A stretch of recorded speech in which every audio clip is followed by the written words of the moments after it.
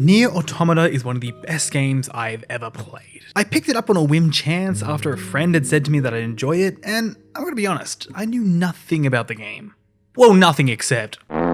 And so I clicked play and naively thought I was going to experience a mediocre hack and slash about robots fighting robots. But instead, I got a game that was so thematically dense, filled with so much tight and fun gameplay, and had such a beautifully rich world that you know I got my rocks off to. This game is fantastic, and I really just want to express that in some way. But I mean, where do we even start? We could approach it from literally any angle and we'd still be here for days on end, which is what I've been doing. I've been trying to write this video for months, dude. Oh my... Okay, fine. Let me just start somewhere. Nier Automata brilliantly mixes its world and gameplay in a way that is so invigorating and fresh. You play as androids, built by humans to protect the human race. However, their current objective is to kill these machines who have invaded the Earth, so that the remaining humans left on the moon can return back safely and rebuild civilization. As 2B and 9S, you must make your way through this beautifully lonely world and, well, do just that. The genre of the game could be described, I guess, as an action JRPG. By that I mean, on the surface it's a hack and slash game where you have a multitude of different weapons you execute with either heavy or light attacks which you can combo into each other. This feels so satisfying to do, and every hit lands with such force and magnitude, and it feels really nice. And then you have this incredible dodge move that looks cool, feels cool, and you know what? I'll just say it is cool. But then on the other hand, you have all these JRPG elements. You can level up and upgrade yourself slowly over the game, but what's really cool is that you have these core chips. They come in all shapes and sizes, like more health, more damage, auto heal, better movement speed, etc. But the best thing about them is that you have a limited amount of room to plug these chips in, so you really got to be decisive on what you want for the occasion. But then you have the system chips. These are things like your HUD, the subtitles, the minimap. If you don't want them, you can just take them out and make room for something else. This is such a unique and cool concept, and it made the game so fun. Like, man, I really want this offensive heal chip, so the objective can fuck off. The enemy health, don't need it. The Android's OS chip? But no, removal means certain death. Nah, I don't need it, she'll be right. In fact, because the two characters you play as are androids, the game decides to go really meta on the whole video game aspect. I mean, right at the very start of 2B's campaign, you'll run through the game's options. 9S asks you if you can hear him or not as you turn the audio up and down. But then later on in the game, you have to do this part again from his perspective. And the game recorded you when you were doing this the first time, and you have to watch it again. It's so cool. Does this mean anything or matter? No, but it's just such a nice touch, and it shows how much care and effort they put into this game and world. And oh my god, this world. This is one of the most exciting virtual places I've ever explored in a video game. I mean, it opens on such a high bombastic note. You're flying with mechs that are being destroyed left, right, and center. You've got to infiltrate this machine base, then fight this giant mech, and it's so intense and amazing and grand, and then the game slows down and you're sent down to the Earth. This is the world of Nier Automata. It's broken and shattered, long forgotten, and yet it is filled with so much hope and love and beauty. And if there's one thing you take away from this video, please let it be this. This game uses its world to tell a story and explore themes and lives in a way I've never seen a game quite do before. There is a certain surface lyrical loneliness to this world, but the genius of the game is that when you dig into it, you find that despite the game's appearance, its world is anything but lonely. It's filled with so many wonderful people, so many facets of beauty, so much love. The people you meet along the way all bit by bit make the world feel like it's worth living in. This is personified no better than the best area of the game, the Resistance Camp. Listen to this music for a second.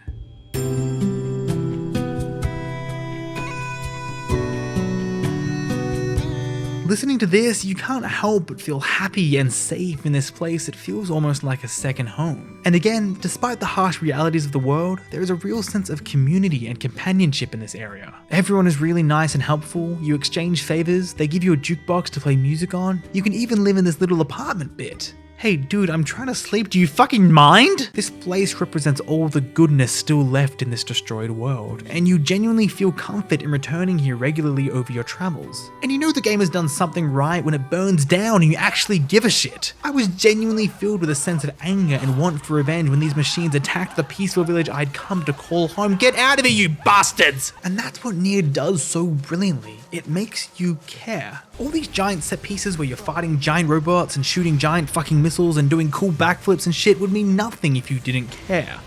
Actually, maybe not. This shit's fucking awesome. Yo, what? But Automata uses this virtual world almost like a canvas to explore something greater. This game actually tries to ask something. It tries to pose a question. It takes a step further than most games ever do and holds up a mirror to our own lives and makes us reflect on it. And that's what I'm going to spend the next good chunk of time talking about.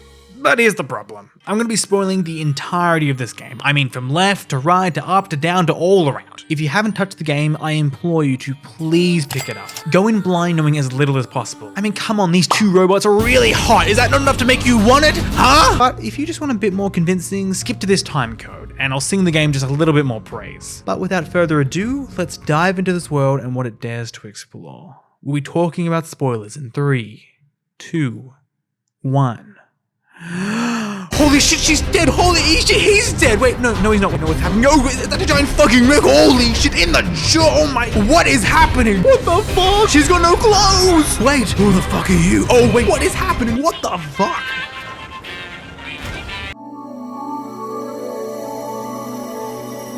Nier Automata explores a lot of themes and ideas, but the big thing the game is asking is, what is the point of being alive? Oh yeah? I mean, it's not exactly the easiest question to answer or to even approach. On the surface level, Automata seems to suggest that there is no point. I mean, the world is crumbling and decaying, killer robots roam the streets, the majority of civilization is dead, everything is dreadful, and the game opens up with this line. Everything that lives is designed to end. We are perpetually trapped in a never-ending spiral of life and death. And yeah, that's definitely a way to look at not only the world of this game, but our world in general. But if we do just a bit more digging at what the game offers, we'll find that maybe the prospect of life isn't so grim. One of the genius things that Nier Automata does is explore humanity, not through the lens of stupid, smelly, oily humans, but through two tiers of robots. There are the machines, the enemies of the games, and from our perspectives, the more traditional, simplistic idea of robotic life forms. They're shaped simply, they speak robotically, and they don't have emotion. Or do they? Because as the game goes on, we start to discover them becoming more and more human, finding and exploring concepts that we indulge in, such as religion, hierarchy, insecurities, and everything under the sun. Now I know what you might be thinking. Yeah, well, they're not human. It's just a bunch of fancy ones and zeros to Snugway. Who gives a shit if they're acting human-like? Well, okay, bucko. If what they're doing is so devoid of humanity, then why am I sitting here crying? I mean, for example, we have this one group of machines who learn the concept of religion and abide by it, well, religiously. They follow its rulings so hard that they're convinced death will make them all gods. In a violent outrage, they try to kill everything. Not because they're evil, but because they genuinely believe that one's death will enlighten them to a higher stature. Some of them even throw themselves into lava in an effort to reach this goal. Okay, fucking alright. Then, on the other hand, we have the Royal Kingdom. Machines are all created with one goal in mind, to kill. So it becomes very fascinating when they start exploring the idea of hierarchy. As 2B and 9S, you must infiltrate the castle, beat the machines and kill the king, who turns out to be just a baby. These soulless machines risked everything to protect a baby? This becomes even more tragic when you play as 9S the second time around and witness cutscenes from the perspective of the machines. And now we must raise this child so he might one day be our new king. They all devoted their lives to protecting their new king. This is their purpose, and it's a purpose they follow for hundreds of years, despite the baby never growing and turning into the prosperous leader they expected. And with that context in mind, and knowing that a sword went... When you walk out of the castle the second time around, you can't help but wonder, without their king, what will they do now? Or how about when the opera singing robot experiences love? Now look, robots falling in love has been explored to death in fiction. It's the basis of one too many bad hentai. There was this one movie where a guy spilled wine on his computer and it fell in love with him, and I'm pretty sure if my PC started flirting with me, I'd throw it out the window. Actually, wait, no, those RGB lights are kind of sexy. But here, Nier brilliantly uses hot and steamy robot x robot action to explore insecurity. Oh boy. As we attempt to kill the machine, we get to see into its mind in temporary bursts. It tells the story of how it fell in love with another machine. All she wanted was for him to look her way, just to give her but a slither of attention. She tried to learn a song for him, she tried to find a jewel that would make her beautiful, even admitting that she lost herself on the way, and she even fell into the conspiracy that consuming an android, which she admits knows will do nothing, will make her beautiful. This small tale tragically ends with her giving up, now tormented at what she has become. She looks into the mirror and realizes that it was all meaningless. In one last futile attempt, she asks that someone please look my way. Look, I've never eaten another person to try and get a girl to like me, but you can sympathize with this character and absolutely see where they're coming from. It's not uncommon to like someone so much and yet never feel you're good enough for their love, or even change yourself dramatically to seek the approval of someone else, because sometimes that approval seems like it will magically give you importance or magically fix those self-endowed flaws. So when you heighten that universal experience up into a bombastic boss fight that ends with it really makes you take it all in and reflect upon your own life. Okay, on the same train of thought, let's talk about love. I love a lot of things. Ice cream sandwiches, this cute robot girl, The Legend of Zelda Twilight Princess HD, Love is one of the big ideas explored in this game, and we get to see it in all its forms with all its benefits and consequences. I mean, where do we even start? There's such a big variety to choose from. I mean, okay. How about Devil and Popular? Let's talk about familial love.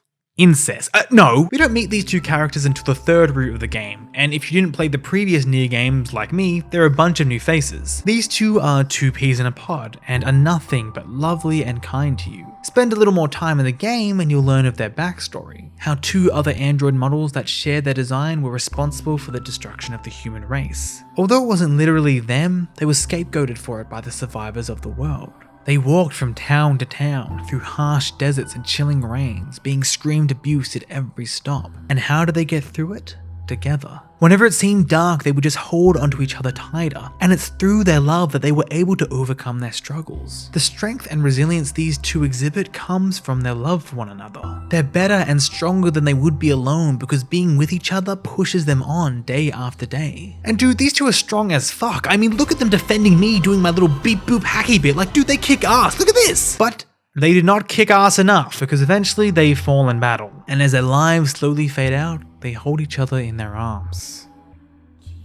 Now let's talk about bad love. No, not Lady Gaga's 2009 hit single Bad Romance, oh you silly, silly boy.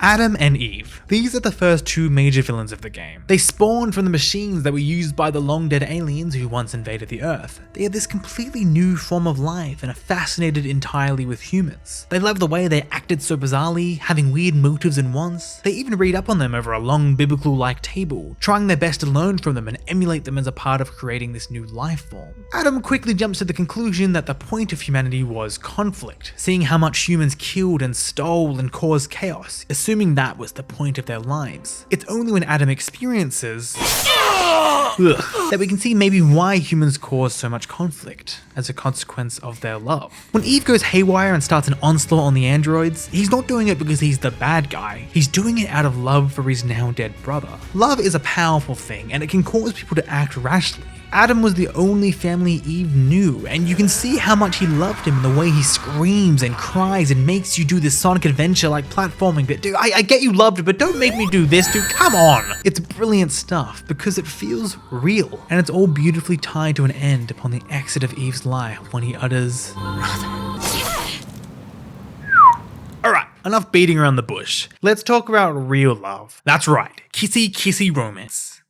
Let's talk about 9S and 2B. These two are paired up with each other right at the start of the game, and immediately their dynamic is so fun and interesting to watch. 2B is the cold, closed off, and no-nonsense type, whilst 9S is fun, lighthearted, and is constantly trying to be casual, requesting 2B call him Nines. These two characters only have one purpose in life, the one they were built for, and that's Yorha. They're constantly reminded of this with routine announcements on the Earth. The Council of Humanity has a message for all of our brave androids fighting on the surface. Through their propagandic hails, glory to mankind. And through the system of life in which they live, that being serving directly to the orders of their commander above. But the really smart thing is that over time, that grand motive for these characters, and you the player, kind of fizzles away into the background. And at the same time, we naturally grow to care more and more about these two guys. The more these two fight together, the closer their bond gets, something beyond that of a basic military camaraderie. It's apparent when 9S is kidnapped, and instead of letting him die and rebooting to the server above on the moon, 2B insists on going after him. As his savior, she exclaims, Come on, let's go home. And then carries him out. Seems pretty sus to me, eh? But of course, the most brilliant early example of this is at the end of Route A. 9S went a little too far in his efforts to kill Eve and accidentally caught a virus. If he uploads himself to the moon bunker server, it would compromise all of Yorha. 2B has to kill him. Although, when she does, it's not cold and lifeless, but instead she lovingly straddles him and cries into his chest after she chokes the life out of him. It's pretty tough to watch, but you can see that there is a deeper connection there. And I really love how 2B says, "It always ends like this." What is she talking about specifically? Is she referring to the never-ending cycle of life and death, or something else? Anyways, blah blah blah, 9S survives, blah blah blah, Route B, blah blah blah, we're back in the copied city. Although this time, we're seeing it from 9S's perspective. And when Adam hacks into 9S's brain, violating his private space and thoughts, his love for 2B is burst right open with... What?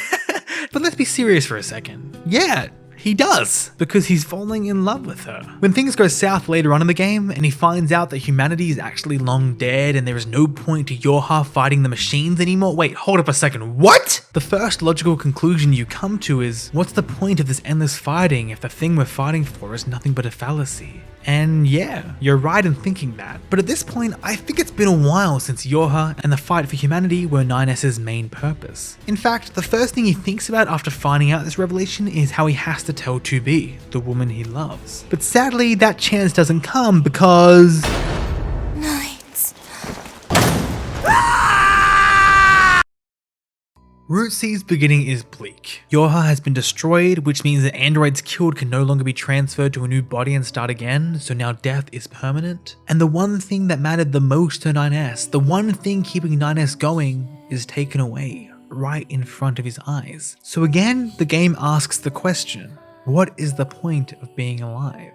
If everything is taken away from you, what is there left to live for? 9S falls into revenge. It may not be the right answer, but it's the one he finds himself following. We slowly see over the course of this third route 9S falling deeper and deeper into this pit of despair and insanity. The once chipper and inquisitive scout now slashes away at every machine with malice, swears revenge and hatred with every breath, and shuts off any positive emotion he once exhibited. The game brilliantly forces 9S to face his grief head on in multiple ways, whether it be his previous operator being used as a puppet in a fight, and her final sentient words begging for 9S and his, you guessed it, love. Or when he is surrounded by multiple 2B models, the same model as the woman he loved, and is forced to kill them all. Or when the precious memories he has of her, the one thing keeping him from truly being an empty husk, are threatened to erosion. 9S's rise and fall with 2B is a beautiful showcase of the good and bad of love. In other examples, we only see how it affects people in one way. But with 9S, we get a roller coaster of changing states that push this character to their absolute limit and back. And yet, it just doesn't get better for him. God, this guy can't catch a break, sorry buddy. Right at the very end, 9S is told that even the android's existence itself was designed on purpose to end the way that it did, meaning all their lives had an unknown expiration date and their objectives were pointless. Now, while I don't think this would have shattered his resolve earlier on, this broken down and emotionally defeated version of the character, well, this is the straw that breaks the fucking robot's titty. And then right after that, at his weakest state, he's told by A2 that 2B was designed specifically to kill 9S, as the inquisitive nature of his model was always going to find out too much about Yorha. In fact, 2B had to kill 9S time and time and time again before we ever saw it. So when she said it always ends like this, not only could she have been referring to that life and death cycle and its fated conclusion, but also to the way her love died over and over again. And I see you in the comments writing me a sneaky comment about how 2B couldn't possibly have loved him because she was so cold and close to him. And look, yeah, fair point, but what if I told you about reading comprehension? Obviously, she was shielding herself from pain. What's the point of loving someone you know you'll have to kill? In fact, it's only backed up further by how desperate she was to save 9S from the copied city. Or when she doesn't want to kill 9S. But you'll lose you, the you that exists at this very moment. Or when after Yorha is destroyed, you can find her crashed ship, and on it is a recorded message she left, which says, 9S, the time I was able to spend with you, it was like memories of pure light. Thank you. 9. End of message. wow, so they're in love. Now kiss, goddammit, kiss! Let's talk about A2, my favorite android of the game. Yeah, that's right, I picked her over 2B. I said what I said. I'm a Sigma male. Get over it, you losers. When we first meet her, we have to fight her as 2B, and she says, grrr, Yorha is lying to you. And you're like, what? Get out of here. You're just being edgy. And then it turns out Yorha was lying to us. So the next time she decides to pop up, it's, dude, what the fuck? So obviously both you and 9S are filled with anger towards her. But then, being the clever little game that it is, it splits its third route between 9S and A2. Carrying on with 2B's weapons, you now explore this world through the guise of this long-gone rogue android. The C route is such a brilliant parallel between these two characters, who, in a lot of ways, have very similar feelings and circumstances, but just go about executing their response in vastly different ways. What's brilliant about A2 is that she's on the same trajectory that 2B and 9S were, but just a lot further down the track. She too was once a humble servant to Yorha and the demands of their regime, but eventually she became disillusioned and went rogue. And I mean, like, that's kind of interesting, but it's not until you talk to the Resistance camp leader, that you get to see everything. A2 was once a part of a squad, and on a dangerous mission, she unfortunately was the only one who survived. These other androids weren't just her teammates or a squad though, they were her friends, her siblings, her family. Them being ripped out from existence turned the world cold, so she wanders the empty land with the same purpose as 9S. Revenge. However, instead of letting it consume her into a never-ending pit of despair and torment, she stays calm and focused on achieving her goal of avenging them. Because unlike 9S, who thinks nothing is waiting for him at death, A2 longs for the end of her life because she knows she'll finally be able to join them once again. What also makes her great is that she has a rude and snarky exterior, but over time we see that deep down she really does care for others. Unlike 9S, who only becomes more and more selfish as he falls inwards and into himself. It's just such a great juxtaposition. And what I love so much about 9S and his journey with love is that we can see how far it can push an individual to extreme lengths. As he continues on, falling deeper and deeper into the pit of revenge and despair, he loses it more and more. Not only in his body, which breaks down over the course of the journey, but also in his mental resolve. The 9S we see at the end of the game is a completely different, broken, shattered version of the chipper boy we met at the start. We've seen him go through so much pain and struggle, and so then the game pulls a trick on you. After a final boss fight where they fight as a pair, 9S and A2 are then positioned against each other, and the game asks you to make a choice. Who deserves to die? Suddenly, you have to act as the judge and executioner of these two lives. You could pick 9S and strike A2 down, fulfilling your circle of revenge by killing the person who killed the woman you loved. Or you could pick A2 and both end the torment of 9S's existence, as well as try to atone for the sin of revenge he's fallen into. Whichever you choose, a brutal end will follow. But I think the most impactful is when you choose 9S. The two of them end in a draw, and you have to watch 9S struggle with an impaled sword in this viscerally real animation. It feels like the consequence for his spiraling hatred and revenge have finally caught up to him. And this is his reward.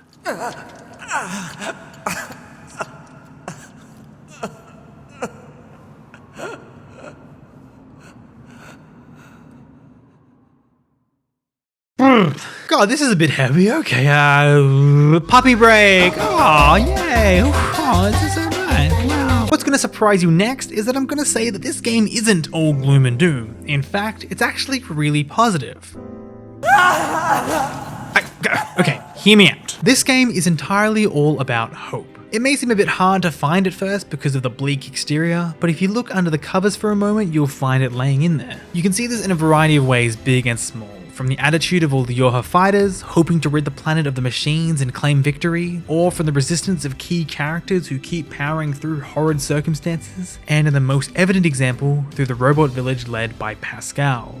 I love you! Pascal may be the best character in this game. They're the absolute embodiment of hope. Despite the desecration of the human race, despite the constant android-machine war, despite the never-ending cycle of life and death, Pascal and his village remain as the beacon of opportunity. The robots here are pacifists who wave white flags at you upon your first entry. They all have lives and wants and needs, and they're even children, which is the textbook definition metaphor for the hope of the future. Despite the reason he was built for being to kill, Pascal is friendly with everyone all around the world, believing that peaceful connections will make the world richer and safer for everyone. He's constantly aiming to improve himself too, reading books on philosophy, trying his best to be selfless to not only you but the members of his village, and just being incredibly nice. and sexy. No, seriously, why is everyone always talking about 2B? Look at this robot, Patoot! This village is just such a beautifully peaceful juxtaposition to the destruction and horror found everywhere else in the world. It reminds us that no matter where we came from, there's always a chance to begin anew, peaceful and happy. No matter how bad things get, you can always start over and try again, even if you're doomed to fail, like the village eventually does. Unfortunately, it falls to violence. It's burned to the ground by its own ravaging members, and the village is evacuated. Even in this scary final moment, however, does Pascal lose hope when protecting the remnants of his village, his family, his children? No! He gets in a giant mech in the middle of the ocean and fights off the incoming attackers. The love he has for the children of his village powers him through to fight on and protect them, to serve the higher purpose of living for someone else. And yet, it's all in vain. The concept of fear that Pascal innocently taught the children scared them so much that they took their own lives. Afterwards, you were given the choice to either kill Pascal or wipe his memories, either erasing the heavy debt from his heart or putting him out of his misery. And despite this failure, there is an undeniable feeling of opportunity and hope when a newly rebooted Pascal walks outside and looks up to the skies for the first time with fresh new eyes. Look at that. It might have failed last time, and who's to say it won't again? But Pascal in his entirety, not just in this moment, reminds you that you can always start again. No matter how much you fail, there's always a second chance. There's always tomorrow. There's always a reason to hope for a better future.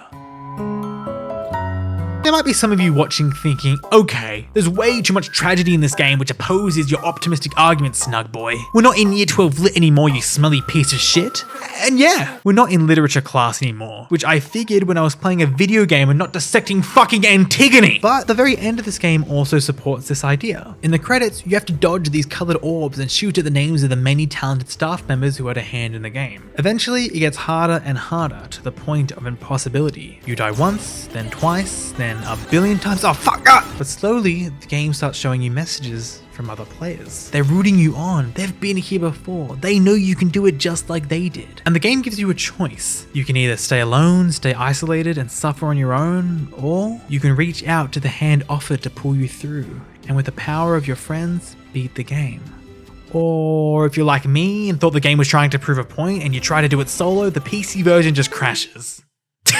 But even in these credits, they're reminding you what the game is all about. Hope and love found in the connection in the people of this lonely world. Afterwards, we get a short cutscene where the two pods fly through that now familiar, quiet and beautiful world. As you look at the crumbled buildings, now full of your own memories of grief and heartbreak not found at the start of the game when your eyes first fell upon them, you begin to reflect. And despite everything awful that has happened, despite the love of your life being stabbed, despite peaceful villages being burned, despite existences and mere motives to live being eradicated, despite every struggle under the sun being brought to fruition, the game ends hopeful. The two pods recover the bodies and memories of 2B, 9S, and A2. Despite it all, they are together again, in the same lonely world with each other. Their futures are boundless and full of possibilities. To finish the game off, it revisits the opening message, which, if you remember, suggested that we are stuck in a bleak, never-ending spiral of life and death. But in this ending, we are given a follow-up to this idea.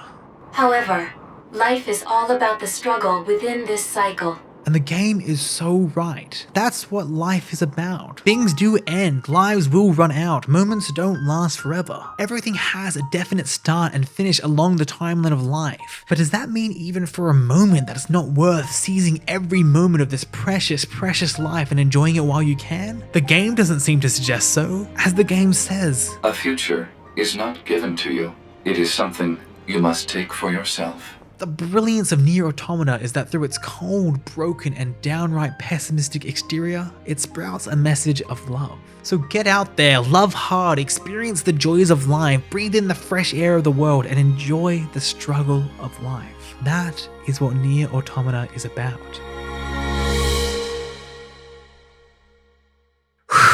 Guys, I think I just burnt all my brain cells trying to be smart. No, seriously, can we just take a minute and talk about some easy stuff? Like how all the characters are so pretty? And you know what? While we're on the topic, this game is so pretty. It's got such a beautifully striking visual design, which I think is even more impressive when you think about the fact that the world is kinda dull. I mean, cracked concrete and bare land shouldn't look this beautiful. but the way the light shimmers through the crevices, or how the grass shimmies in the wind, it's gorgeous. And you know what else is gorgeous? This music. This has got to be one of my favorite soundtracks to any game ever. I mean, on one hand, you got this intense, high-octane music such as, holy shit, let's fuck this robot, not this fucking wood, let's fucking go! But where the game shines is in all of its quieter tracks. They decided to have vocals be a prominent feature of the game, but the genius touch they add is by having it be some made-up language that sounds European-ish. It gives the game such a unique tone. I mean, traveling through the city would not feel anywhere near as cool if you didn't hear this.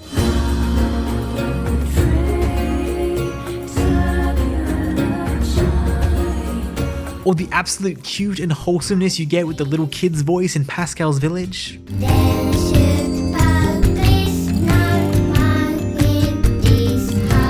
Or even in depressing songs such as The Voice of No Return.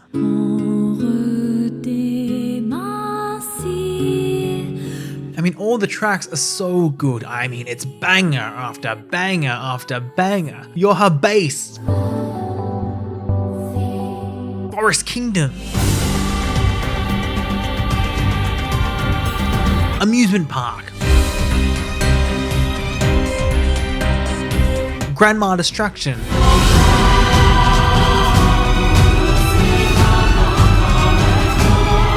Emil's theme. No, I'm serious. I love this so much. He's never in tune, he's never on time, but God, I would buy like 10 tickets to this guy's mosh pit.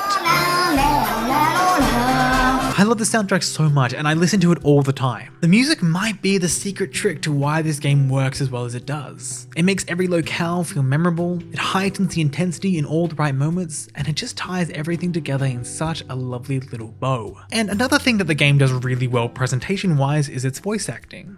You heard me right. I've said it before and no doubt I'll say it again, but voice acting in games can be really hit or miss for me, especially when dealing with games originating from Japan. I don't know why, but it's so 50-50 on whether something good or something laughably bad is produced. But this cast and this direction is so good. I mean so good. I just mean mwah!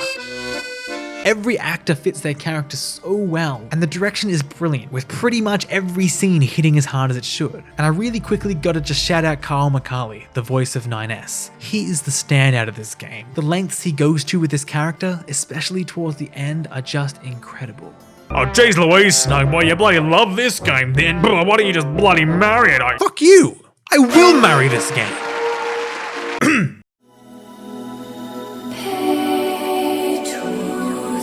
Nier Automata is a brilliant game. I genuinely feel so lucky that I took a chance on it and was opened up to this franchise. I love the world, I love the characters, I love the music, I love these cute little robots, I love A2! I love Emil and his little shop, I love running around in this world. This game is just fantastic. I rarely, if ever, cry in games, but there were 2 moments in here that really had me acting up. Just, if you haven't played this, please pick it up. Or else.